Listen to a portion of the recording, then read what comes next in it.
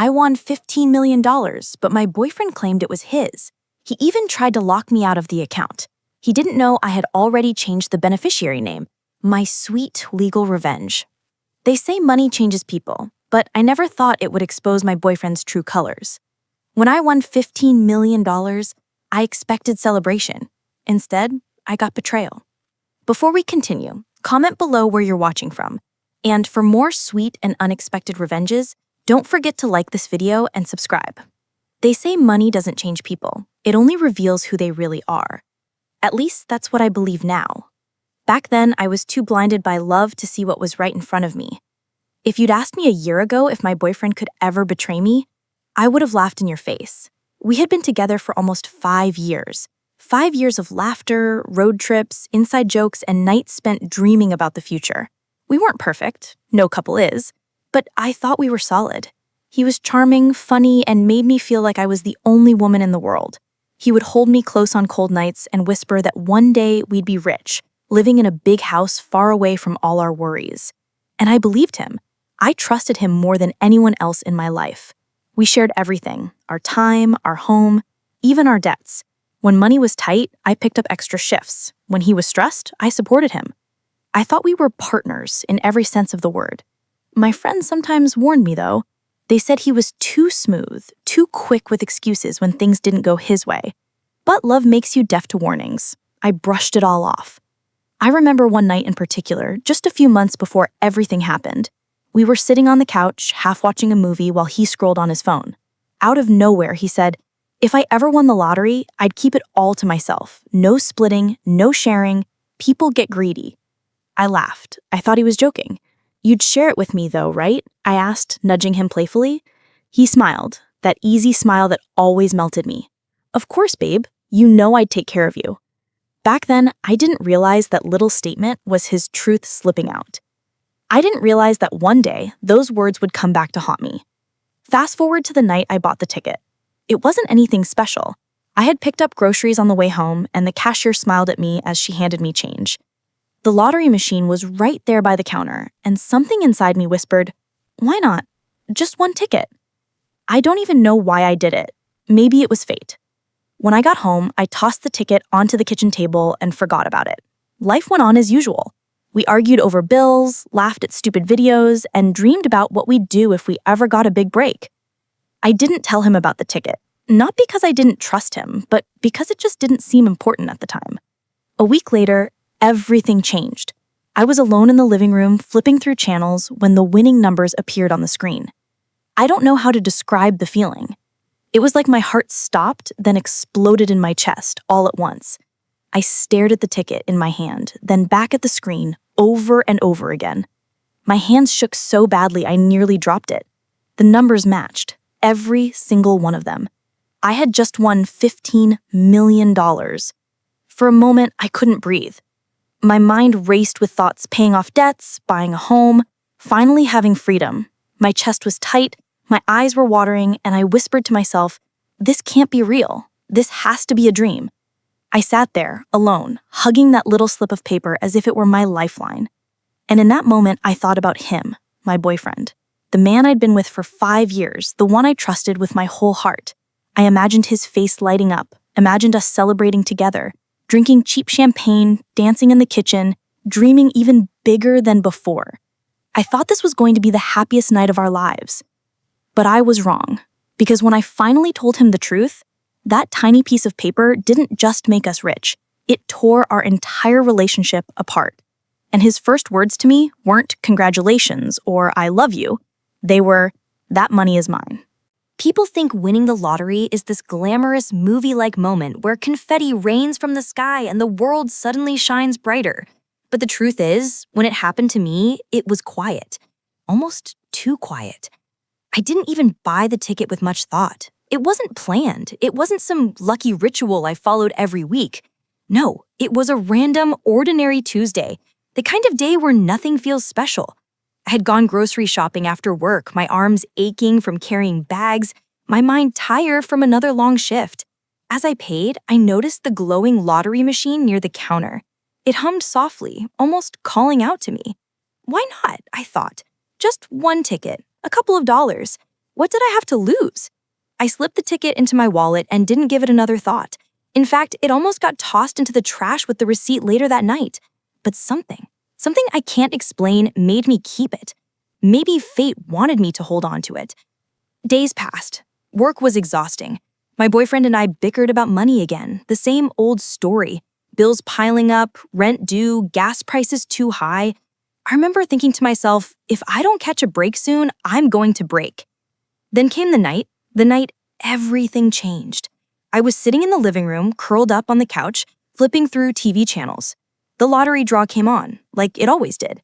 Normally, I would have ignored it, but that night, something made me stop and watch. Maybe it was boredom, maybe it was instinct. All I know is that I picked up that forgotten ticket from the coffee table and held it in my hand. The announcer's voice boomed through the speakers. Tonight's jackpot, $15 million! $15 million! My heart skipped a beat, but I shook my head, laughing nervously at myself. People like me didn't win that kind of money. I thought of the bills stacked on the counter, of the overdue credit card statement. A jackpot like that wasn't for people like me.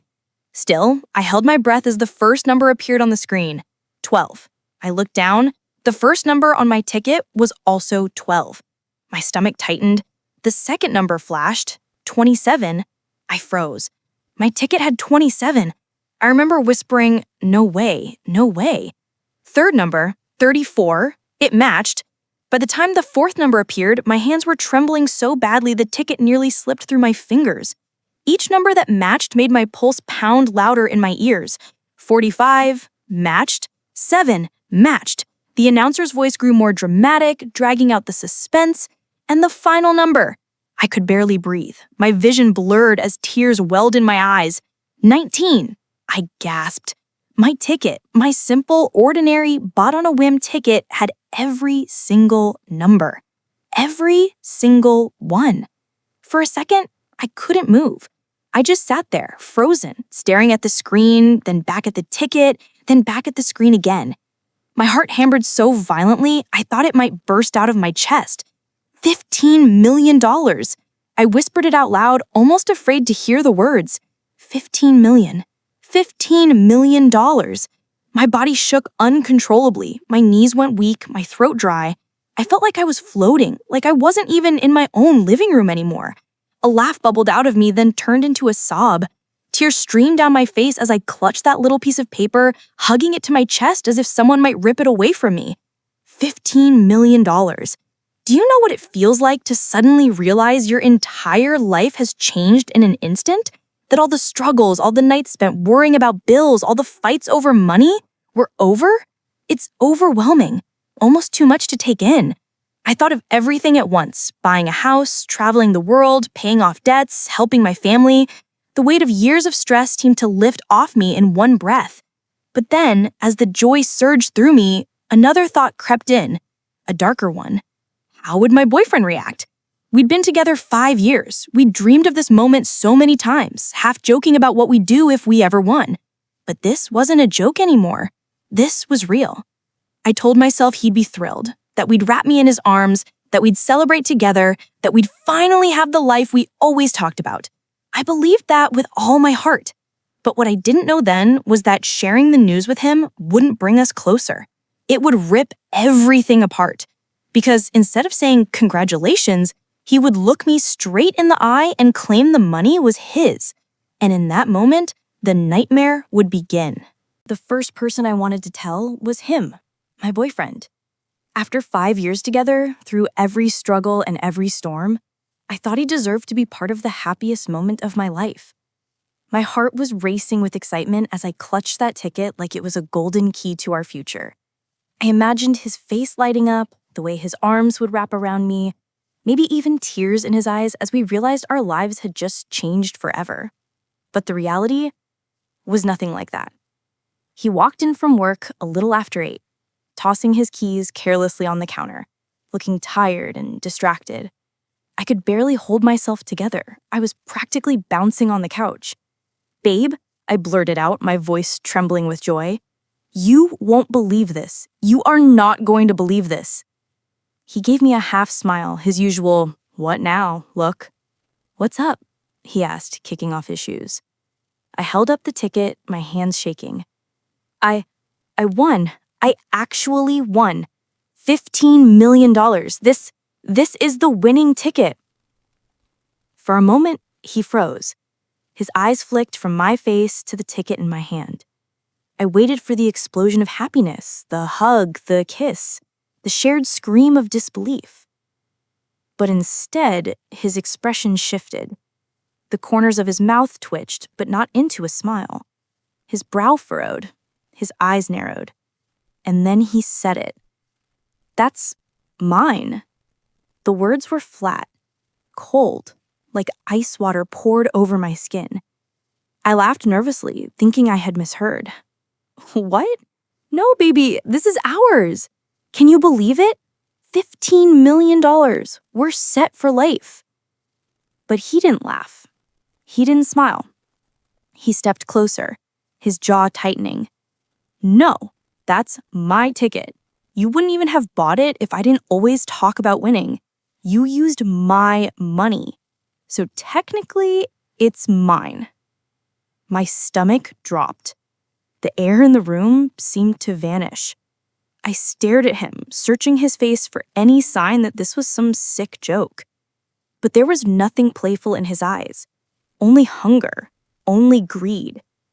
I shook my head slowly, clutching the ticket tighter. "You can't be serious."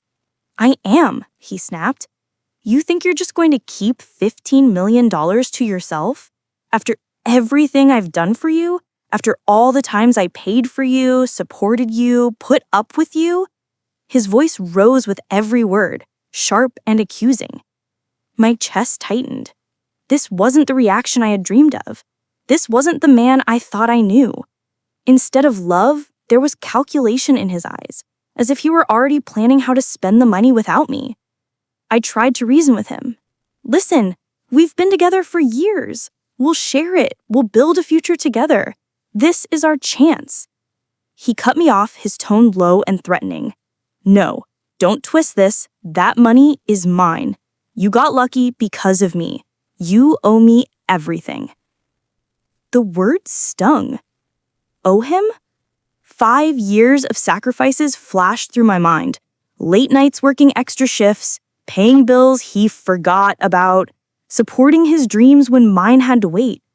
And now after all of it, he was telling me I owed him my miracle? My hands trembled. Not from excitement this time, but from fear and anger. He noticed. His eyes flicked to the ticket, then back to me. Slowly, he smirked. "You should probably give it to me now, before you do something stupid." I took a step back. My heart was pounding, my mind racing. Who was this man standing in front of me? Because it wasn't the boyfriend I had loved for 5 years. That man, the one I trusted, was gone. What stood in his place was a stranger who saw me not as his partner, but as an obstacle between him and $15 million. That night, I went to bed with the ticket hidden under my pillow. I stared at the ceiling, my body stiff, my mind restless. His words echoed in my head over and over again. That money is mine. I realized then, this wasn't going to be the happy ending I thought it would be. This was only the beginning of a nightmare. And deep down, I knew. He wouldn't stop until he got what he wanted. The morning after was when the cracks in our relationship split wide open. I woke up with the ticket still hidden under my pillow. I barely slept. Every time I closed my eyes, I heard his voice repeating, "That money is mine." The man I thought I knew, the man I thought I loved, had vanished. What was left was someone different, someone I didn't recognize.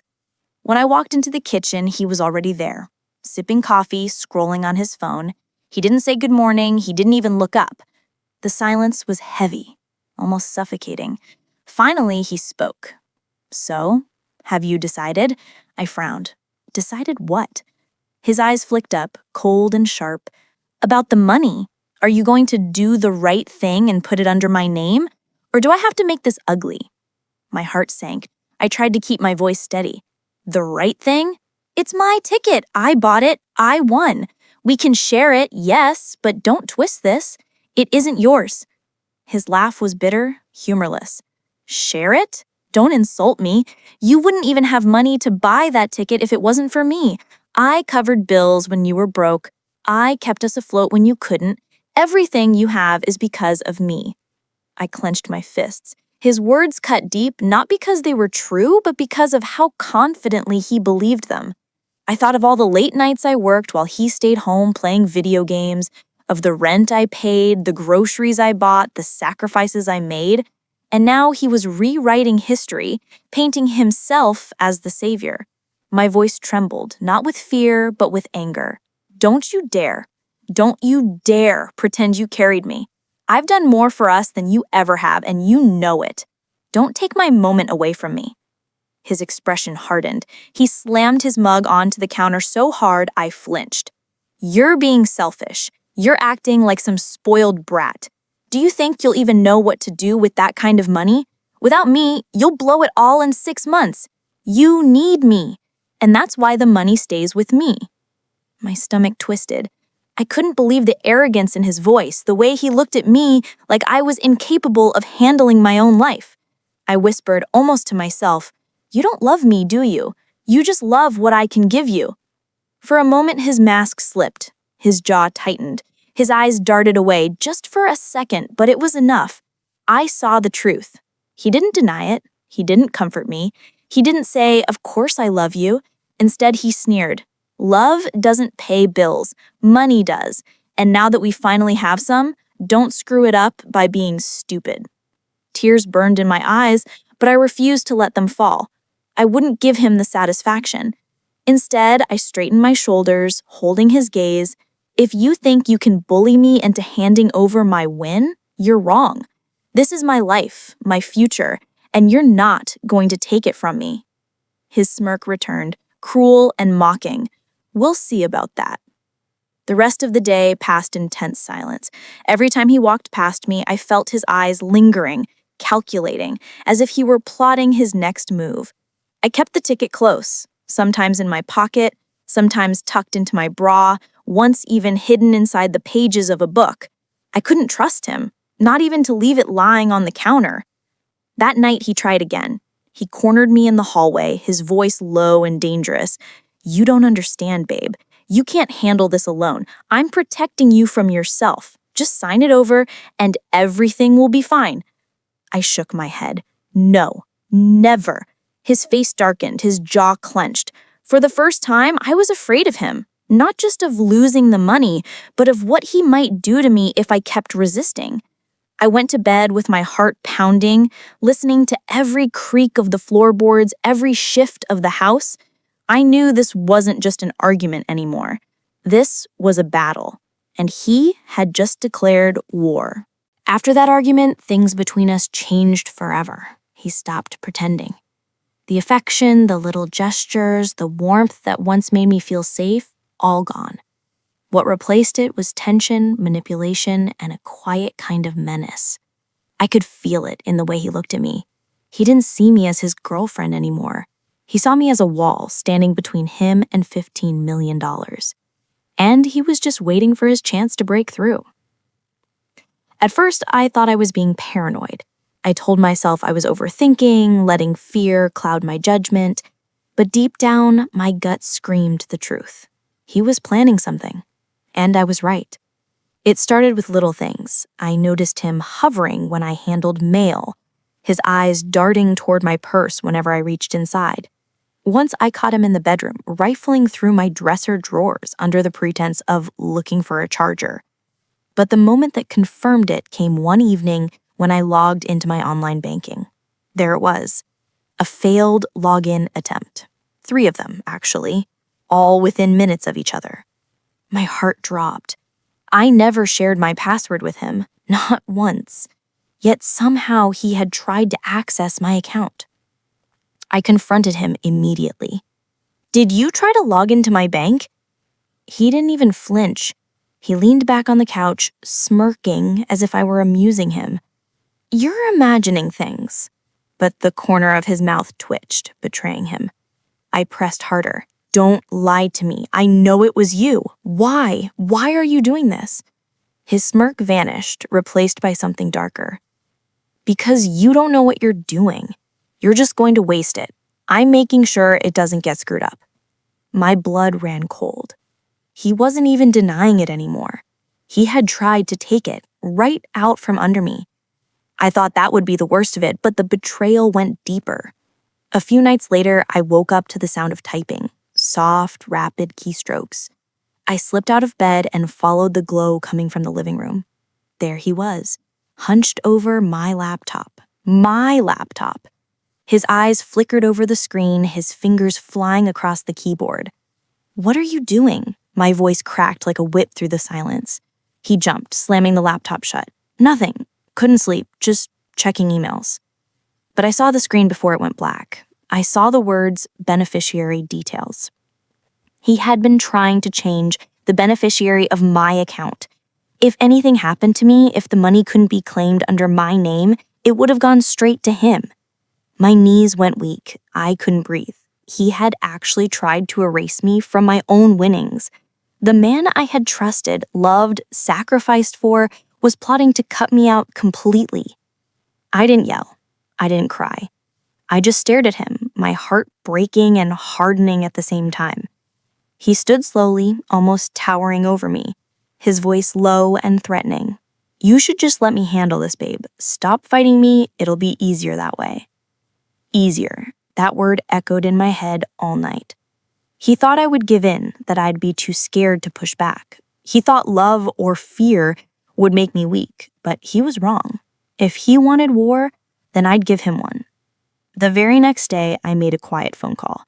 I sat in the car, windows rolled up, whispering into the receiver as my hands shook. I asked the bank to update my account, to change the beneficiary, to make sure that if anything happened, the money wouldn't go to him.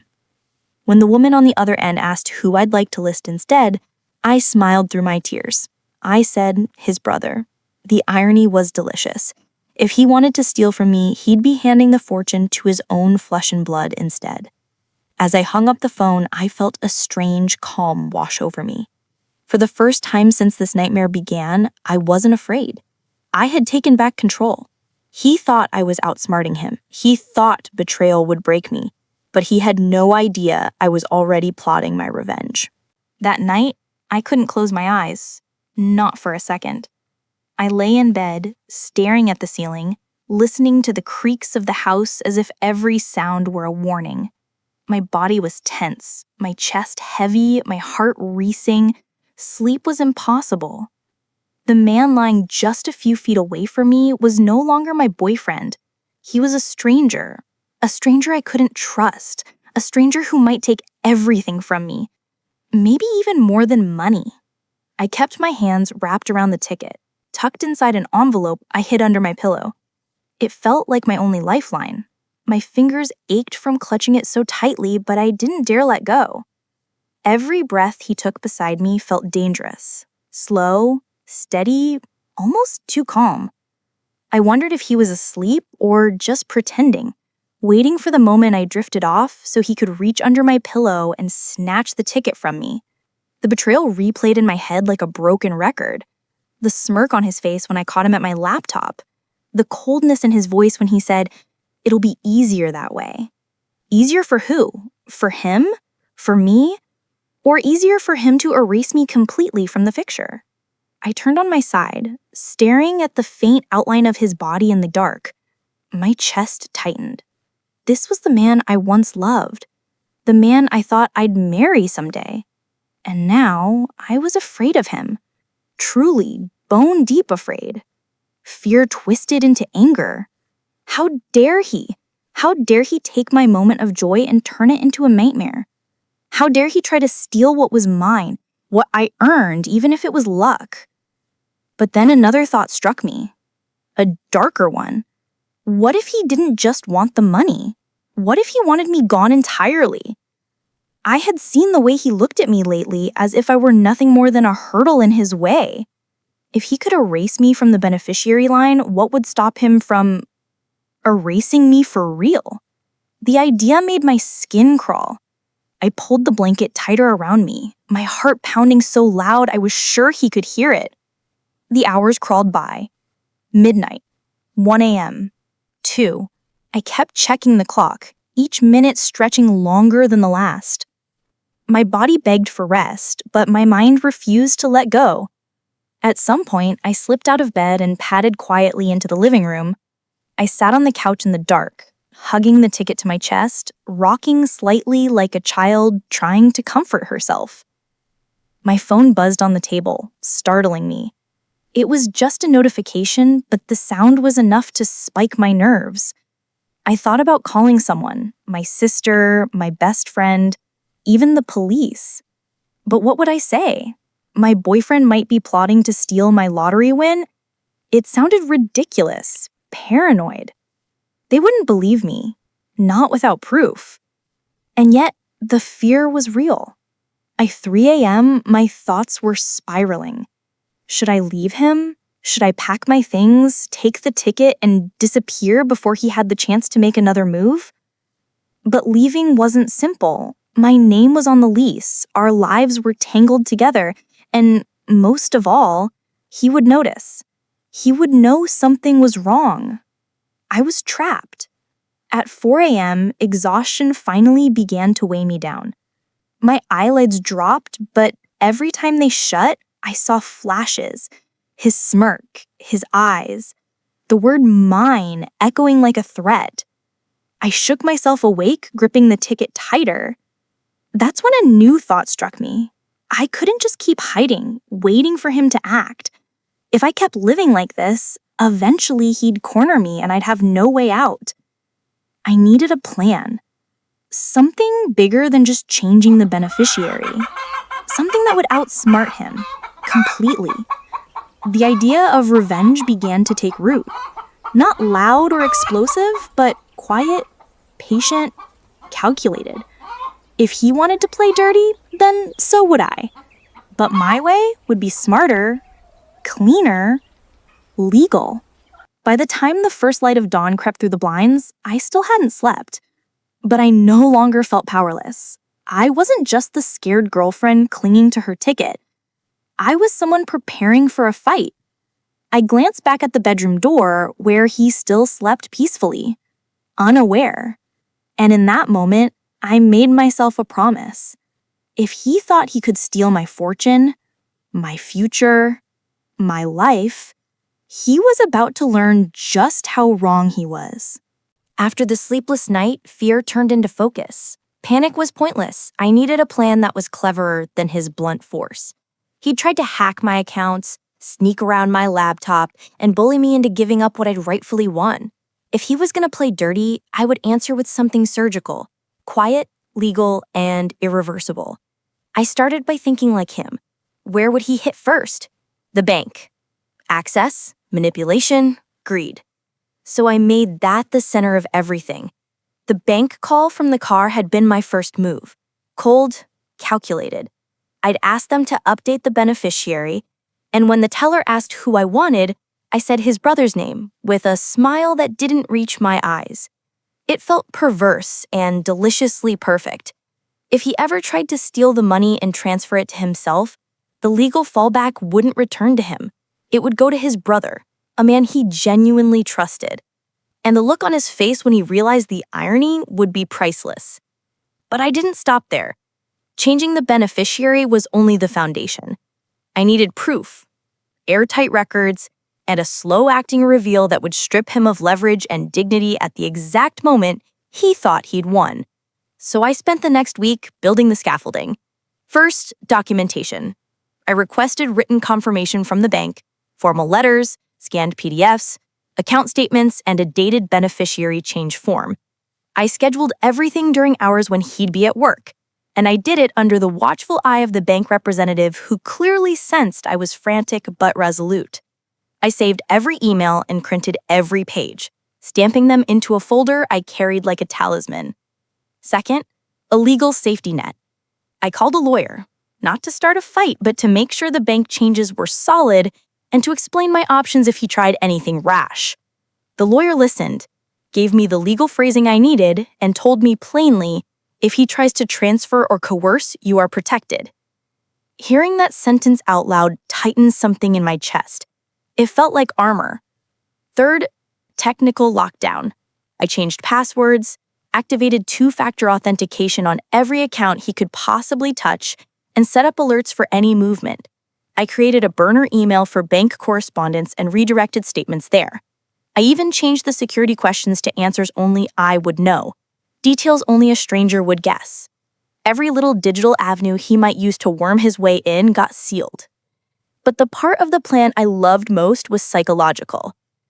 He thrived on the idea that he could bluff his way into possession, so I seeded illusions that made him believe he was still in control. I let him find a fake lead, a forged email, purely theatrical wording, no illegal content, suggesting the account was vulnerable. He took the bait, bragging openly about his success to friends and leaving a trail of small, careless boasts that I quietly documented. I recorded conversations when he bragged about moving things tonight and saved every stupid, arrogant voicemail. The arrogance would be the hook. Next came the human element. I needed someone close to him who would be shocked, someone whose shock would sting. His brother was the obvious choice. It felt cruel, but he had trusted his brother implicitly. I reached out, casually, through a mutual acquaintance, framing it as if I was worried about our finances and wanted neutral counsel. I never revealed details, I simply conjured concern and let the idea of protecting family assets sit in his brother's head. I wanted that brother to be ready, not complicit, a bewildered safe harbor when the truth came crashing down. Finally, I prepared the reveal. I set a date in my head. Not a public spectacle, but a controlled confrontation where evidence and law would corner him. I would let him strut, let him believe the money was slipping into his hands, then pull the rug with documents, emails, and the bank's official confirmation. No violence, no illegal traps, just an undeniable paper trail and the stunned silence of a man who realized he had been outplayed by the person he thought he could intimidate. There was one more small, delicious touch. I authorized the bank to send a confirmation letter addressed to him, acknowledging the beneficiary update, a little bureaucratic bait. It would arrive at our shared address, a mundane, innocuous piece of mail he would rip open in triumph, thinking he'd forced a hand. Instead, inside would be the legal proof that his triumph led elsewhere, to his brother. Every night I rehearsed the reveal in my head. I mapped the conversation I would have, the exact moment to produce the bank letters, the printed emails, the voice notes of his arrogant boasts. I imagined his jaw dropping, his color draining. I imagined him searching for a lie, any loophole. I imagined this silence, thick, stunned, final. The plan was cold-blooded in the best way possible. Precise, legal, and irreversible. I wasn't out for physical harm or humiliation beyond what his own choices deserved. I wanted the truth to hit him like a courtroom verdict. Clean, factual, and absolute. The pieces were in place. The documents were in the folder. The alerts were set. The lawyer had my file. The brother was primed to be bewildered rather than complicit. All I needed now was the moment. The confrontation where his greed would unravel him. I slept a little that night. Not because I was relieved, but because I finally had a plan. And when I closed my eyes, the last thing I thought before the darkness took me was this. He had wanted to steal my life. I was going to take away his certainty instead. I chose the Saturday afternoon because I wanted witnesses without making it a spectacle. Neighbors, the quiet hum of normal life, a few hours when people are home but not crowded. It felt safer than doing it at night when shadows can hide intentions. I brewed coffee, set out 2 mugs, and placed the folder with the bank letters, printed emails, and voice recordings on the kitchen table where he'd have to look at it if he dared. He came in like he owned the place, swagger in his step, a smirk already framed across his face. He'd been brooding to friends all week, letting them know how close he was to getting what's mine. I watched him as he walked through the door, noting every little overconfident movement. He was comfortable, sure. He thought the endgame was his. "Babe," he said, dropping his keys, already reaching for me as if to claim a kiss. I stepped aside and let him move, then closed the distance between us and the table. I didn't speak. I wanted him to notice the envelope. I wanted the seed of doubt to sprout before I said a word. He glanced down and his smirk faltered, curiosity flickering. "What's that?" he asked, trying to sound casual. I sat, calm, collected. For the first time in weeks, there was no tremor in my voice. "Open it," I said. He laughed, an uneasy sound that tried to pass for bravado. "Seriously? Did you finally decide to be generous?" He flipped the folder open like a man tearing into a present he believed he'd earned. The first page was the bank's official confirmation. Beneficiary change completed, dated, stamped. I watched him read it line by line as if he could blink and make the words rearrange in his favor. His face shifted. Confusion, then disbelief, then anger. That's not possible," he muttered. His fingers trembled ever so slightly as he turned the pages. Next were the printed emails between me and the bank, the formal request I had filed, the reference numbers. He skimmed past the lawyer's note advising me of my rights and the legal phrasing I had used. I felt the air in the room thicken. "Where did you get this?" he demanded, a tremor of panic exposing itself in his voice. For months, he had been the calculated predator. Now he was a cornered animal. I reached into my pocket and pressed my phone to the table, hitting play. The voice note filled the room, his laugh, his boast from last week, the exact phrase he'd used when he thought nobody was listening. "I'm going to move it tonight. She won't even know what hit her." The recording was raw, arrogant, and undeniable. He slammed his fist on the table, making the mugs jump. "You recorded me? That's illegal." His eyes darted around, looking for witnesses, for a loophole. "It's not illegal to record someone when they're speaking on their phone or in a place where they don't have an expectation of privacy," I said, my voice steady. "Besides, you left messages to people bragging about it. You made your own evidence." He lunged for the folder, snatching at the papers as if by tearing them he could unwrite his guilt. I kept my hands folded in my lap. I wanted him to see how impossible it was to bully me into silence. I wanted him to feel how small his threats were now that facts sat between us like a jury. "You can't do this," he snarled. "You can't—" I already did. I changed the beneficiary. I called the bank. I told my lawyer. I secured everything. You should have known theft isn't as simple as empty threats and petty hacking. He stumbled back, breath heaving. Pride can be a dangerous thing. It had made him sloppy. He assumed I'd fold. Instead, he was facing the consequences of underestimating me. There was a long silence, thick with all the things we hadn't said over the years. I thought of the little kindnesses he'd used like bargaining chips, the manipulations masked as concerns. The person across from me was both deeply familiar and utterly foreign. "You're going to give it to him?" he asked finally, voice small, incredulous. I met his eyes without flinching. "I didn't give it to anyone. The bank confirmed the beneficiary change. If you try to tamper with my accounts, the money legally defaults to whoever is listed. You tried to move it for yourself. You'd be handing the whole thing to your brother." His jaw dropped as if the irony physically hurt.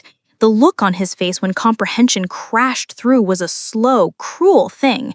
First disbelief, then the burning, hollow understanding that he'd lost by his own actions. He staggered back toward the door, like a man waiting for a horror he couldn't stop.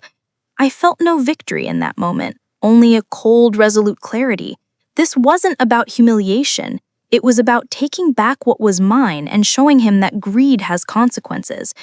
As he left, he turned once, and in that single look I saw the last remnants of the man I'd loved, the one who'd whispered dreams in my ear. Washed away. He mouthed words I couldn't quite make out. Maybe sorry, maybe a threat, maybe nothing at all. I sat at the table with the folder, the remaining coffee going cold. The house was suddenly too quiet, a silence fuller than any I had known. Relief trickled through me, layered with a hollow ache where affection had once lived. The showdown ended not with a fight, but with a truth so plain and solid that it needed no dramatics. Evidence had spoken for me. I had won the moment without raising my hand. And while the price of that victory was losing the man I once loved, it also felt like reclaiming myself. The silence that followed the showdown was thick enough to choke on. He had stormed out of the house, but he didn't stay gone. Not a man like him. Pride and greed don't just disappear, they regroup. And sure enough, 2 days later, he came back, swagger barely dented, as if the confrontation had been nothing more than a heated argument we could move past. Only this time, he came armed with false confidence. He'd done something behind the scenes. I could see it in the twitch of his jaw, the smugness in his eyes. He thought he had found a loophole. "Funny thing," he said as he tossed his jacket onto the couch. "I made some calls. Turns out there are ways around little changes like the one you tried to pull. Accounts can be frozen, funds redirected. It's only a matter of time before I get what's mine." He leaned against the wall like a villain in a cheap movie, his smirk wide, his voice dripping with arrogance. I let him talk. I didn't argue. I didn't interrupt. I wanted him to finish his performance, to believe in it completely before I crushed it with the truth. When he was done, I slid another envelope across the coffee table. He stared at it, confused. "What's this now? Another empty threat?" "Go on," I said calmly. He ripped it open with theatrical impatience, expecting another bank form he could sneer at. But his expression changed as his eyes raced over the words. This wasn't just confirmation of a change.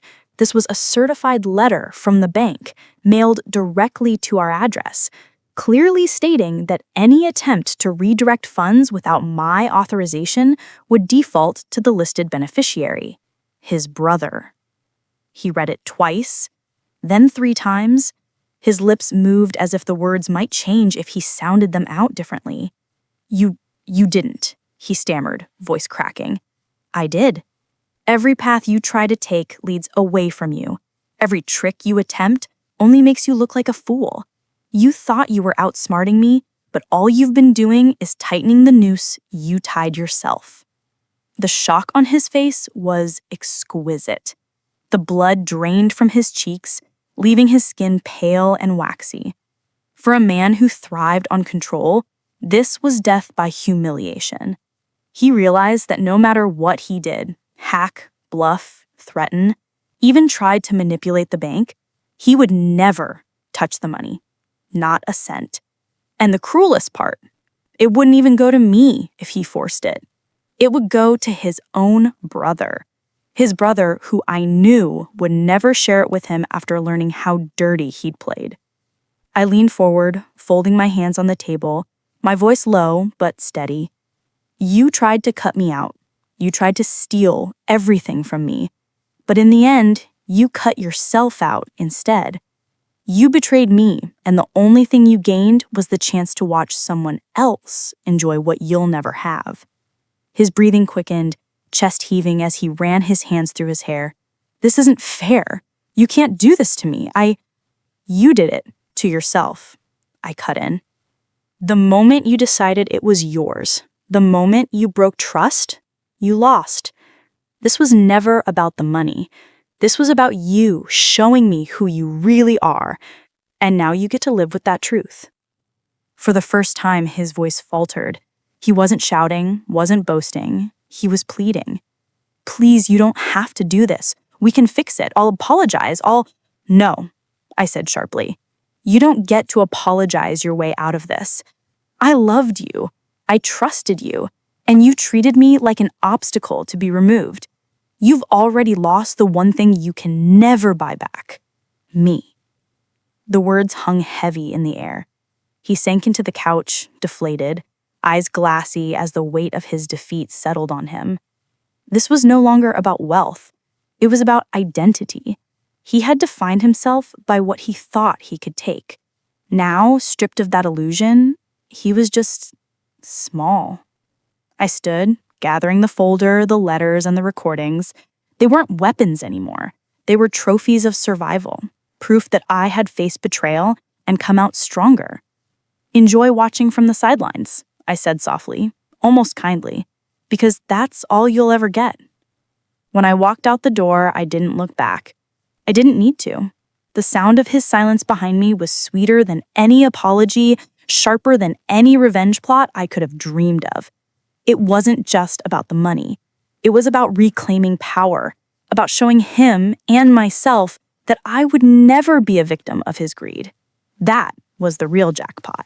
When the door closed behind me that day, it felt like more than just a house I was leaving. It felt like I was walking away from the version of myself who had tolerated too much, trusted too blindly, and ignored the small warning signs because love had made me hopeful. I used to think betrayal would destroy me, and in some ways, it did. It destroyed the illusions, the fairy tale I had built in my head about loyalty and forever. But in that destruction, something new was born. Clarity. A sharp, unshakable clarity about who I was, what I deserved, and how much strength I carried inside me.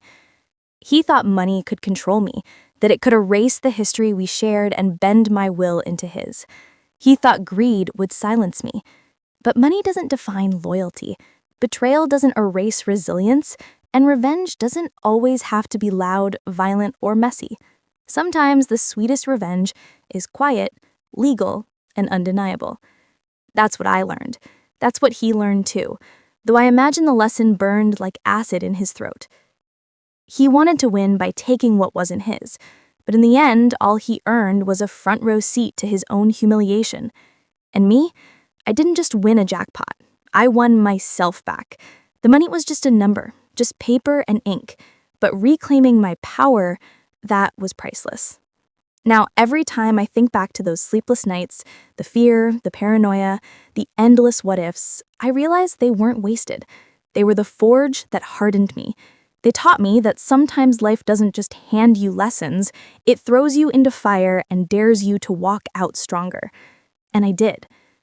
So here's my lesson to anyone listening. When someone tries to steal your joy, your fortune, your future, don't let them. You are stronger than you think, smarter than they believe. And when the time comes, you'll surprise not only them, but yourself too. I don't hate him anymore. Hatred gives people power. Instead, I let him drown in his own regret, knowing his greed destroyed the very thing he thought he wanted. That's his punishment, and it's far harsher than anything I could have done. My victory was simple. I walked away free, with my dignity, my future, and yes, my $115 million intact.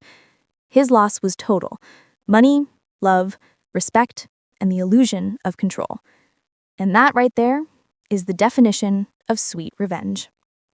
If you enjoyed this story of betrayal, karma, and ultimate payback, hit the like button right now. Don't forget to subscribe and turn on notifications so you never miss another twist-filled tale. And tell me in the comments, what would you have done if your partner tried to steal your jackpot?